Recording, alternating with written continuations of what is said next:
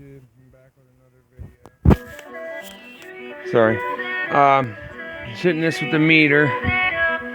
See what I could do to come up wiring all these together. First come out with a 2 ohm load, no good. Then I added one of these 10 watt, whatever the fuck they are.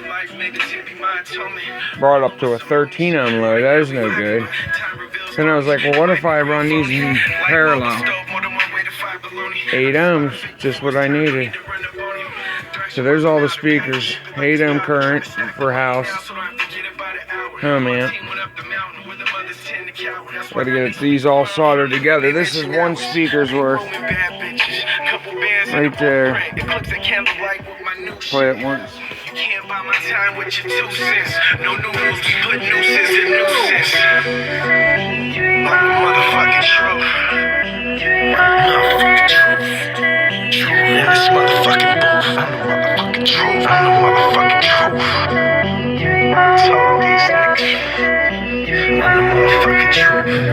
In this motherfucking booth. I'm the motherfucking truth. I'm the motherfucking truth. Chevy Chrome grilling, got them chilling in the deep water, swimming in their feelings and they drowning. Frowning at my shillings. All my bitches kick it, you be thinking that they ceilings. Sounds pretty good. Anyways, you gotta get all those soldered together, all these soldered together. This is another speaker's worth of shit. And then I got these all painted.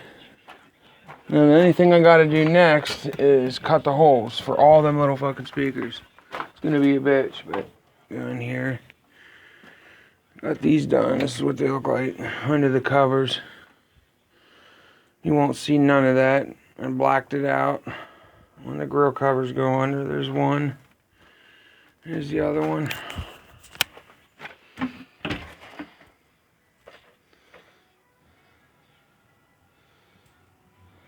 So I put little feet on the bottoms, so when you set them down, it won't scratch the wood.